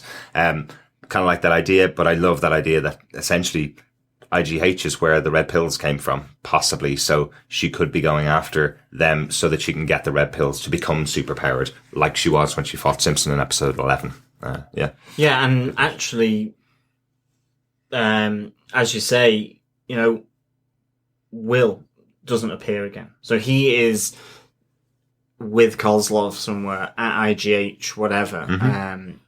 He has certainly scope to return as well in some form or another, maybe in Daredevil 2. I really think we're going to see him in Daredevil 2, potentially 3. Can you imagine they'll do the Board Again series, the arc? Oh, that'd be interesting. Which Nuke and Daredevil's in, that would be fantastic. And I think that's he's there, but he has the potential of being this chilling but slightly powered, probably heavily powered, because he went toe-to-toe with Jessica. Like crazy and psycho. Yeah. So, like, for all we know, because we don't know much about season 2 of Daredevil. Like, he could be the common part. He's out there killing all the people. Punisher thinks it's Daredevil, and Punisher goes after Daredevil, where it turns out, actually, no, we both have this common foe, and that is Nuke. Could be. Definitely. Nice note, Chris. John, do you have any notes? Yeah, I suppose my final one would be, I did like when Claire Temple said, why call yourself Kilgrave? Why not Snuff Carcass? I thought that was really good. We do have a final whiskey watch, but I have no idea what brand it was at all. Was it just a bottle of Wild Fell? It may be, but it was just a bottle, and you couldn't see the front label. So we do have a final whiskey watch there. Yeah, I think that's all the notes I've got. Derek, have you got any more notes? Only one. And I just thought it's a nice little touch, because you never really see it in TV shows, considering it's one of the things that all of us do almost every single day of the week, probably twice a day for some of us. Jessica plugs in her phone charger. I don't think I've seen that on a TV show, where it's not really a plot point. It's just that the phones run out of battery. Luke's phones run out of battery. And I thought it was just quite interesting that they made it play into a scene. I don't know why it struck me as really interesting, because you hardly ever see it. You usually see, in horror movies, they've got no coverage, which very rarely happens in real life. But you hardly ever see people charge their phones. I just thought it was a nice little touch to have another little realistic thing in the show. And I do have one more note, actually. Sorry. That I love as Luke Cage is recovering and getting out of bed and so on. And he's talking with Claire Temple. And she goes to get him a glass of water. And she comes back and he's gone. And it's like, she's just... Okay, I expect that. Like, there's no surprise there, or like, where the hell is he? Or something. It's just like, yeah, I knew that was going to happen, kind of thing. She just drinks the water instantly. Yeah, and starts drinking the water. Whatever. Okay, gifted. Here's another one. So now we know that Luke Cage is also Batman. Surprisingly, he gets out of a locked room through the window, manages to close it, and he's not a slight guy. He would have made noise running out of the anyway. So with that note, I must ask, John, do you defend this episode of Jessica Jones? I do defend this episode of Jessica Jones very strongly. I would definitely give this 4.5 anal crumpets out of 5 snuff carcasses. I thought this was a really good ending to the show. I mean, some people have said, like as you said in online, maybe some of the reviews, that this was kind of a toned down, a slow version. I think anything but. I think it was the right tone for this series and for the people who are the protagonists and antagonists in it. It made perfect sense to me. It really connected in nicely with the investigative sort of tone of episode 12. And here we had the big showdown. You know, we had is she flying? Is she jumping in the harbour, sort of ticket office? You have, like a fantastic ending and trick, between Trish, Jessica, and obviously Kilgrave. Mm-hmm. You have a lot of points being wound up here, which, such as Hogarth, such as Malcolm, all really nicely and really, I think, launching it for either a season 2 of Jessica Jones or into the other Marvel Netflix shows. And I thought this was really, really good. And to see Claire Temple introduced and just slot into this world, I think, as Derek said, so neatly, so effortlessly, it was really, really good. To me, this had everything. It had brutality. It had some really moments of redemption, moments of just sort of absolute pleasure, and to see this all come together here in episode 13 was great. So I really strongly defend this episode. And Derek, we must ask, to close this out, do you defend this episode of Jessica Jones? Do you know what? I'm going to say something hopefully not hugely controversial to our listeners, but this is the best final episode of any of the shows that we've covered on Defenders TV podcast. I love this. There was a little bit of disappointment at the end of Daredevil because we were waiting for the costume for the entire series of Daredevil, and we got it in the last, 15 minutes, really. The last fight sequence is when he comes out in his red costume, and it didn't really pay off for me. I loved Wilson Fisk as a character in that show. I loved his reveal at the end that he realized he was the villain. But I love Jessica Jones way more. I loved the Kilgrave character, as bad as he is, as horrible as he is. What they've done throughout the show with him has been fantastic. And the final showdown between the two of them here is excellent. Absolutely brilliantly put together. The reveal of what the one word that Jessica would not say to somebody else in the world is, I love you, is a very different tone for a Marvel TV show. Something I certainly wasn't expecting when the show started. And something I've come to really appreciate about her character throughout watching these 13 episodes. I know for some people it's a slow show. I know for some people it may not be as exciting as watching Daredevil, but I've enjoyed every one of these 13 weeks overall since we started in November 20th. I've really enjoyed watching every single episode, and this episode is no exception. This is one of the best things I have seen Marvel do, and it really gives me hope because it kind of opened the world a bit more than Daredevil did as well. It seems to open up the Marvel Netflix universe, particularly in this episode, much more than Daredevil did. So I think I can see it leading into many more things after the show, and I'm delighted. I'm hoping that they're going to keep this kind of writing talent on board, these kind of directors on board, and this kind of stamp on a show that's very different to things you watch on network television and very different to the kind of stuff we've covered before. So I absolutely defend this episode. Chris, we'll give you the final word. Do you defend this episode of Jessica Jones?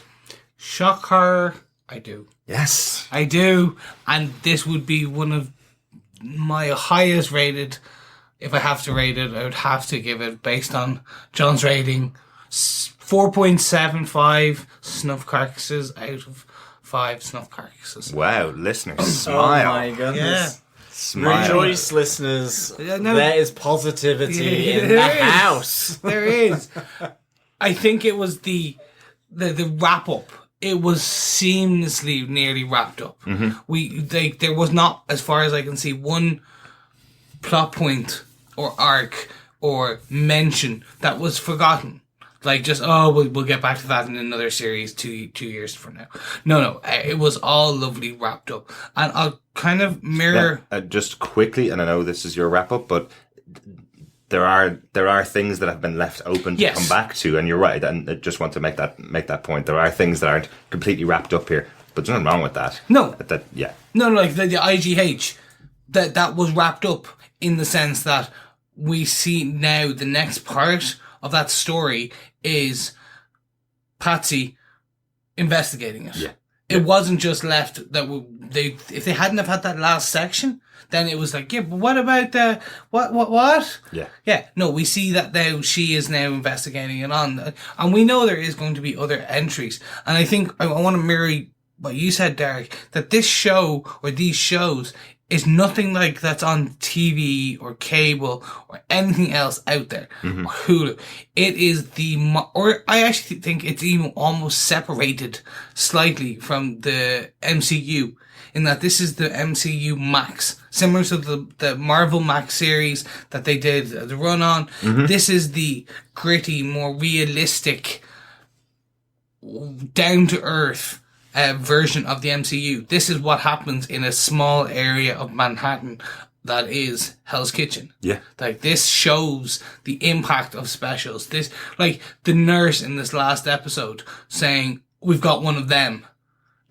Give me the head of the hospital, the director or something, and I need a consult. In terms of, like, this is what I love Agents of S.H.I.E.L.D. I love every MCU movie out there, but it doesn't go into the after effects of this. And this whole series, and I agree, I actually nearly preferred, I did prefer Jessica Jones to Daredevil. Right. Daredevil had the action and the speed, aside from the pacing towards the last 2 episodes. It had that boom, boom, boom, boom, boom. It was great. And those fight scenes were amazing. This had more of the impact, the emotional, the psychological impact of what would happen in the real life if someone had the power to control other people. Yeah. That's what I liked. Like, there's scenes in Agents of S.H.I.E.L.D. where a whole school stadium gets blown up because they're fighting on it. Yeah. No mention. Yeah. Like, nothing. Like, and like, there's kids, people die. A lot of cannon fodder in Agents of S.H.I.E.L.D. Like, there was this whole army base, remember? Yeah. The army base getting blown up, and no. So this is why, like, it's more grounded. I love my comic books. I will forever love my comic books. I love that fantasy element, but this is bringing I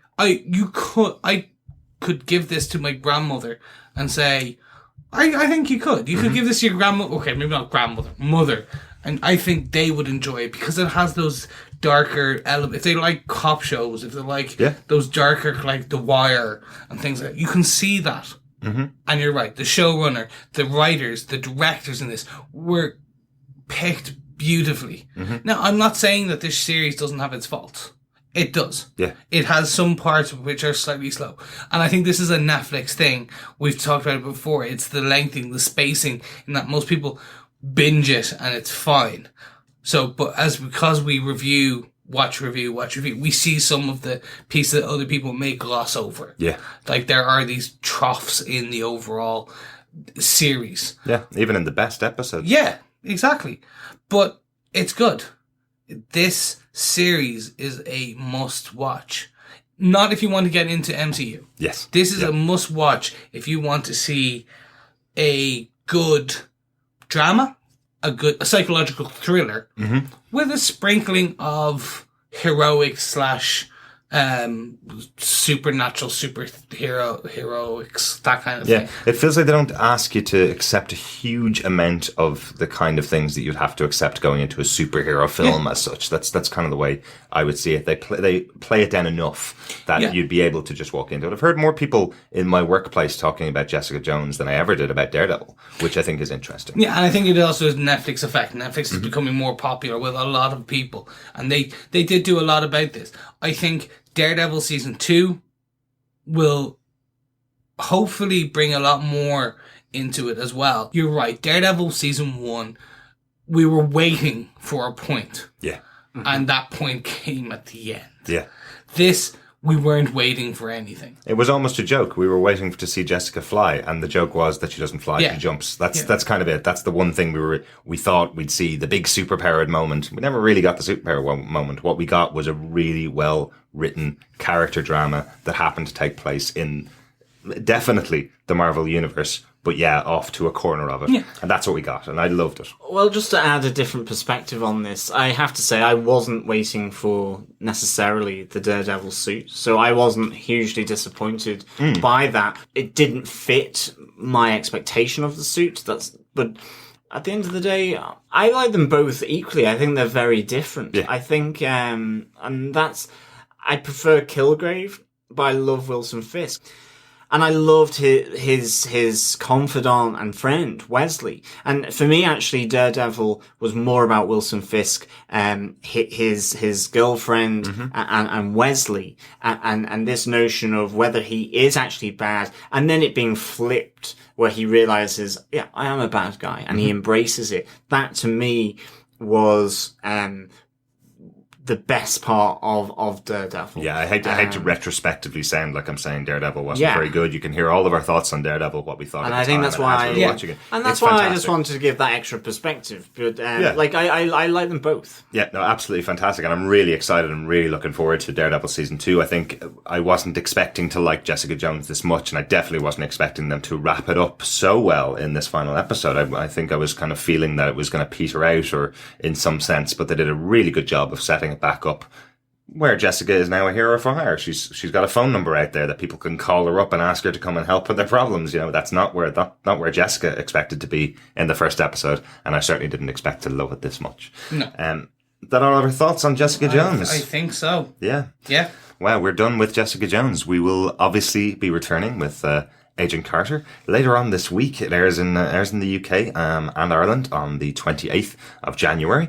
We do have some final feedback on Jessica Jones that we'll kick into. So our first piece of feedback on Jessica Jones comes from Brock Smith, who sent it to us on Monday the 23rd of November, 3 days after Jessica Jones first premiered. Brock says, "Hello everyone, I've been listening to your cast for just a few months now and I really enjoy it, love the content and the way it's presented." Thanks very much for that, Brock. He says, "Now about Jessica Jones, I'm overall very impressed and loved the show even more than I thought I would. I had some doubts about Christian Ritter, but she alleviated the fears I had nearly instantly." He says, "I can't remember which specific episode it was. I believe it was episode 11, since I binge watched the show all Saturday. Everything is sort of blending together. In the episode, Jessica shoots Luke to snap him out of his mind control. Now, I'm not a huge Marvel guy. My loyalties kind of lie with DC when it comes to the comics. I know that may be blasphemy on this podcast, but that's just how it is. Anyway, it's my understanding that bullets bounce off Luke Cage. I've read a few comics where I'm pretty sure that happened specifically in Civil War.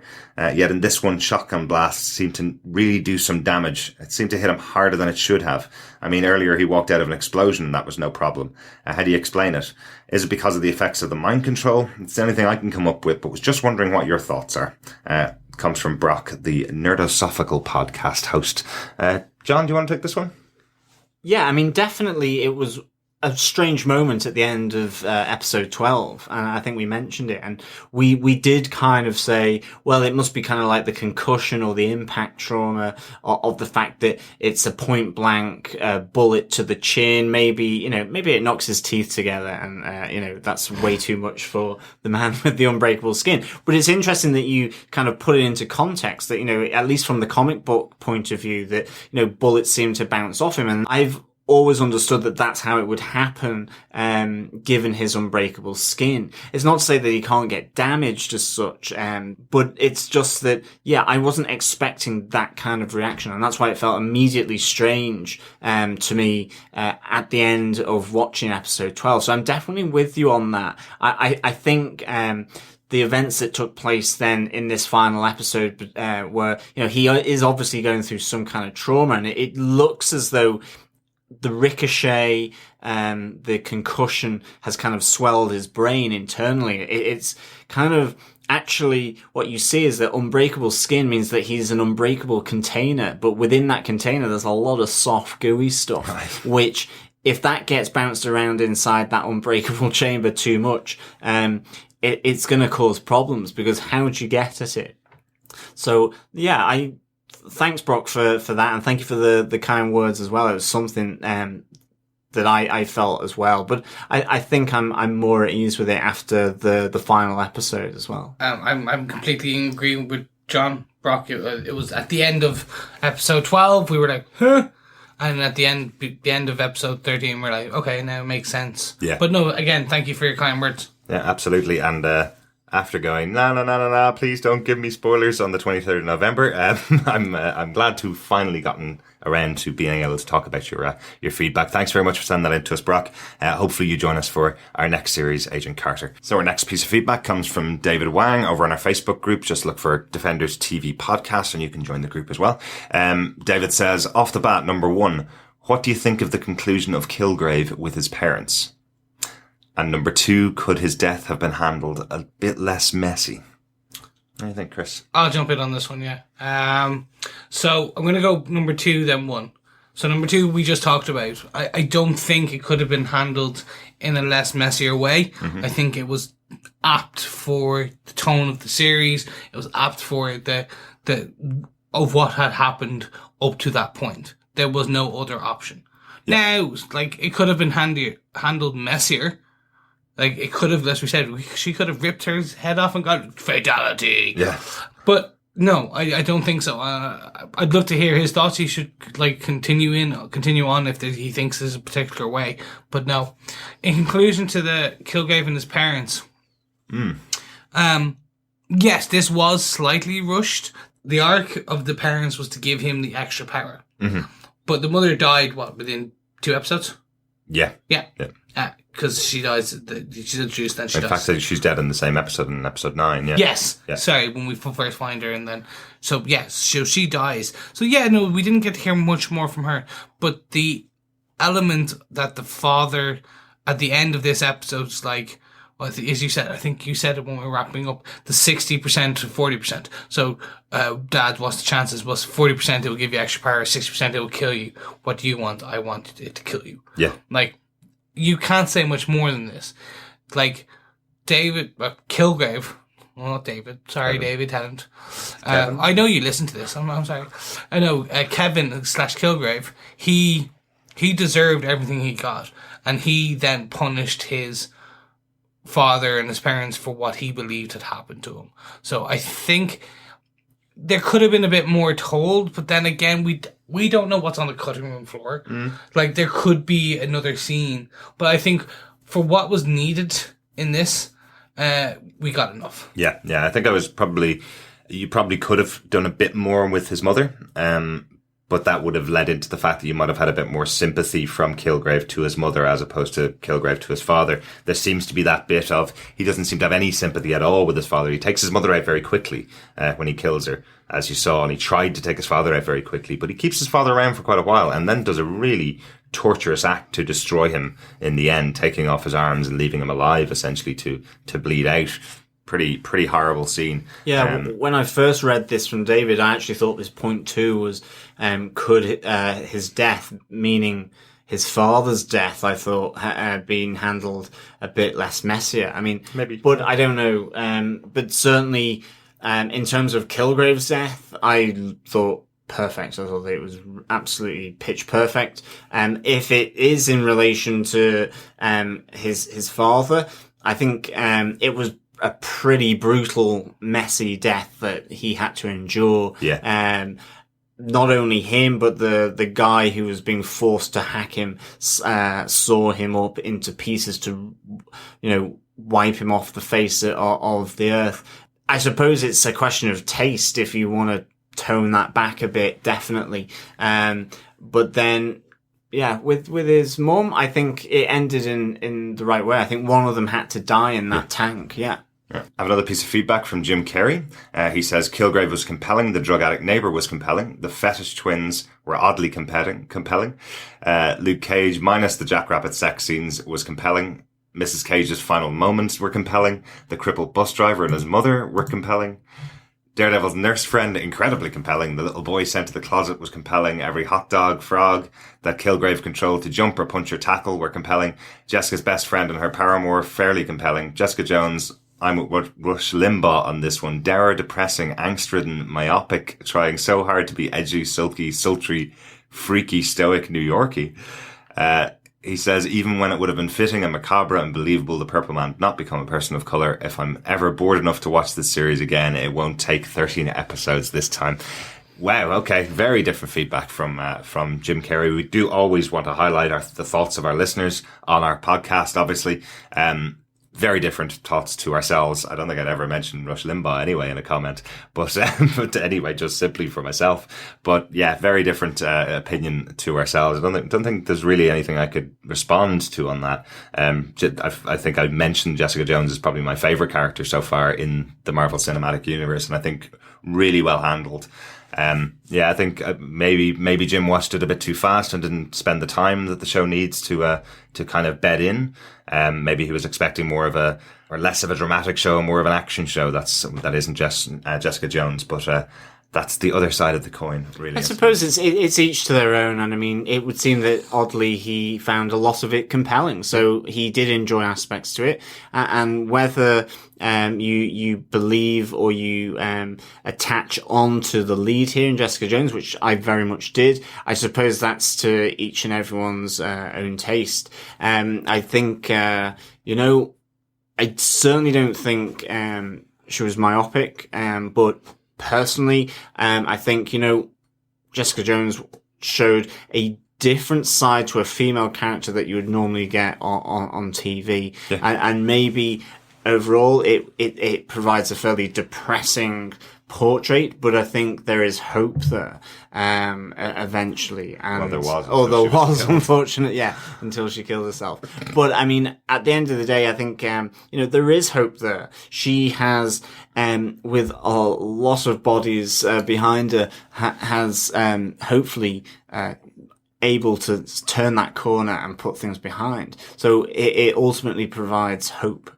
But I think ultimately a lot of the stuff, as Jim said, is compelling. Yeah, absolutely. And thanks for your feedback, Jim. If anybody else does want to send feedback to us, regardless of whether you agree or disagree with our thoughts, you can email us at feedback@defenderstvpodcast.com, or you can go and join our Facebook group.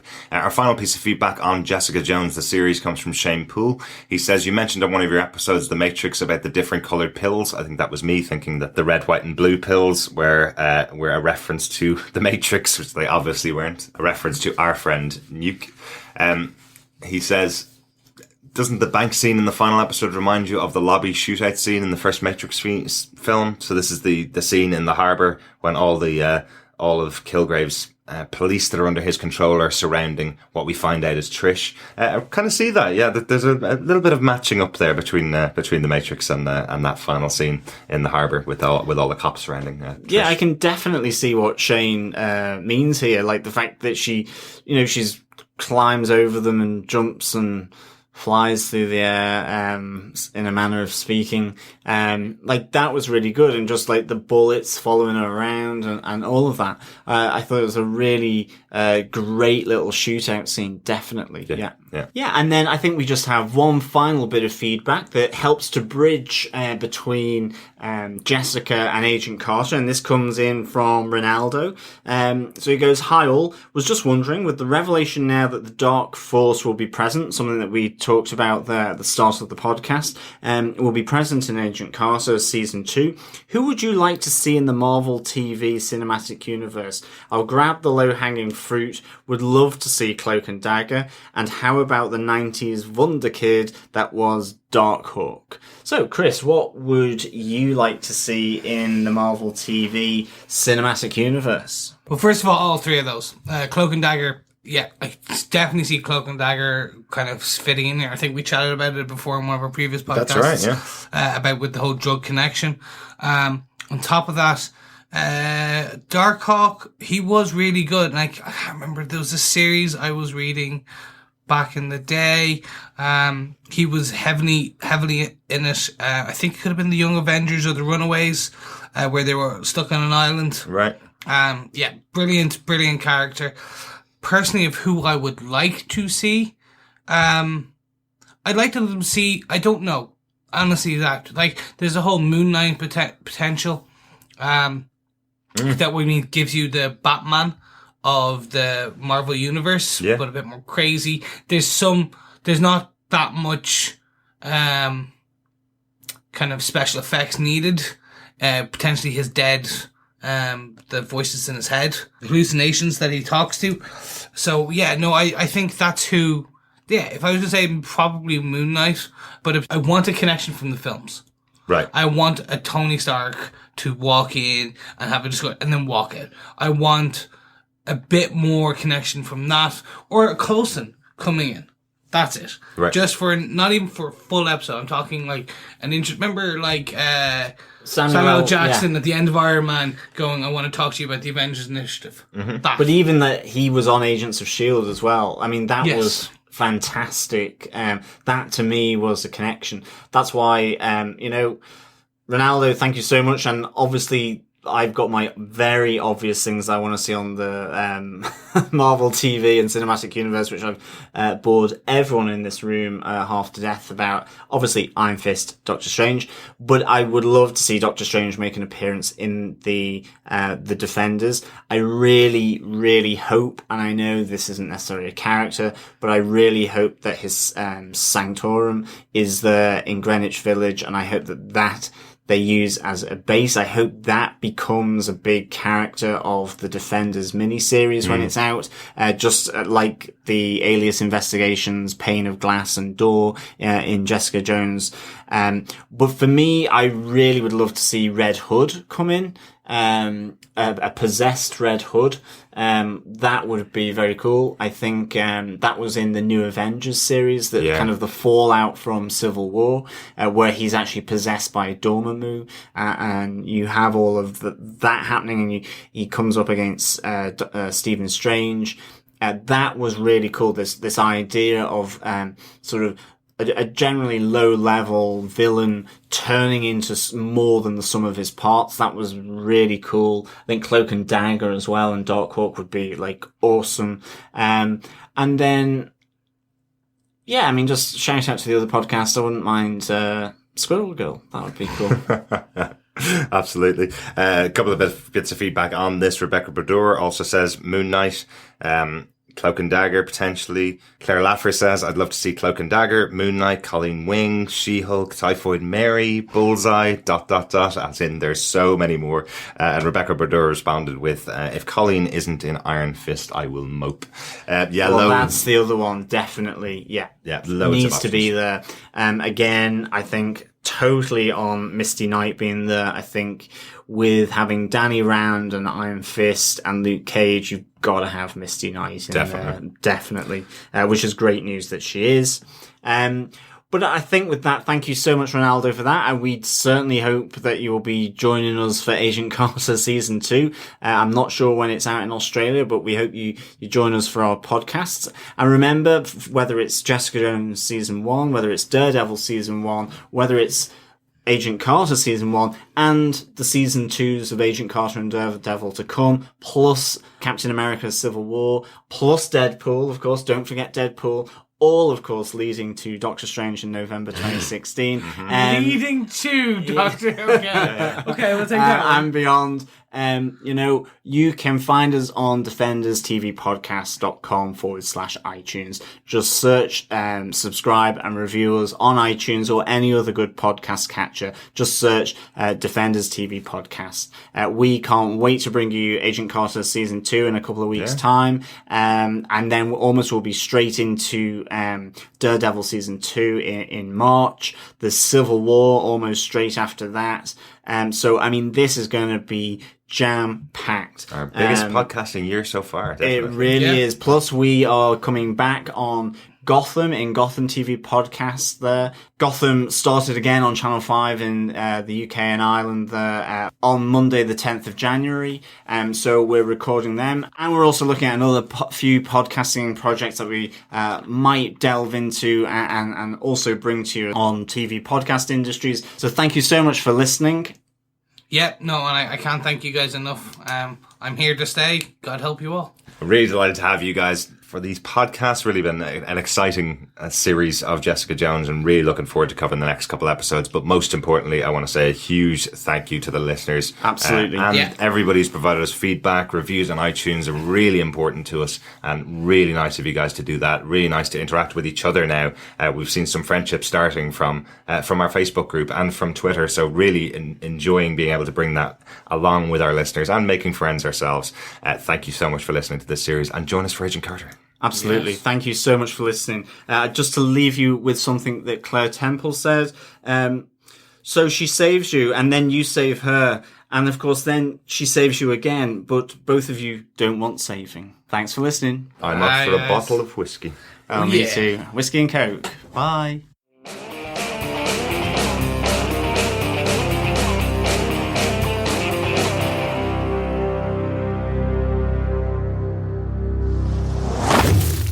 Hi, this is Derek, back with you quickly. One of the pleasures of editing this podcast is that I'm able to choose my favourite moment from our season coverage of Jessica Jones on Defenders TV podcast. My choice comes from episode 2. My favourite moment because it's when Chris breaks our entire format by choosing for his first point all of the 6 elements that he feels happens in the show. Hope you enjoyed this season's coverage of Jessica Jones. I'll leave you with these thoughts from Chris. Chris, do you want to kick us off with your first point? Yeah. Okay, so we're now 2 episodes in, just under 2 hours of kind of Jessica Jones themed content. And I'm starting to see some of the patterns, if you want to call it, within the writing. There's 6 main storyline or threads that we're going to be crossing over and kind of coming in. And they seem to be kind of referring back to them enough now that I think they're going to be kind of key ones. The first is we're going to have Jessica's relationship with Trish. So it's her best friend. They got bruises together. There's obviously a bit more into their kind of backstory that we'll start learning, I'm assuming. We have the on again, off again, will they, won't they, with Luke. We have Hope's whole story. In terms of her being accused, we have Mr. Kilgrave, the lovely David Tennant. Yes. How could we not love that?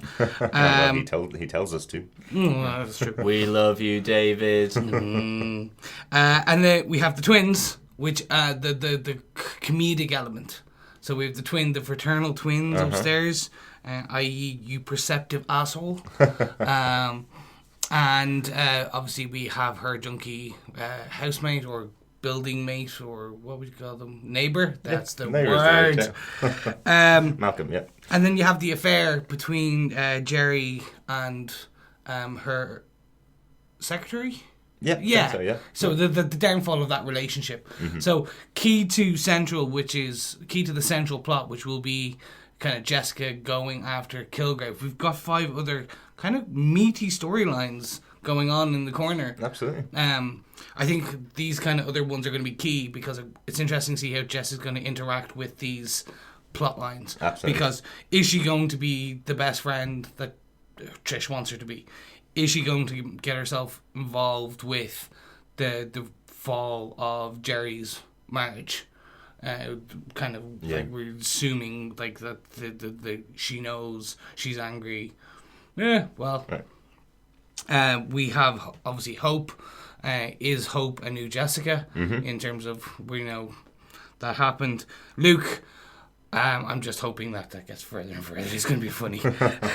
And then the Kilgrave bit. But I think the one I'm most interested in is Trish. Yeah.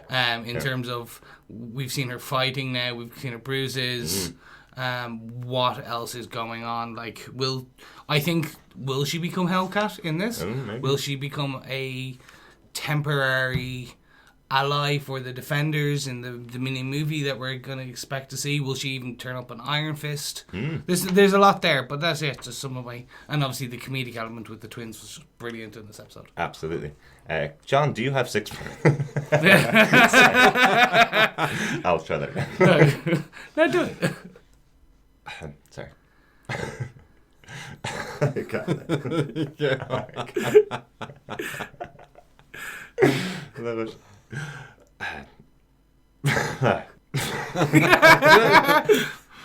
So, John, what do you think of my point? Or have you got a better point?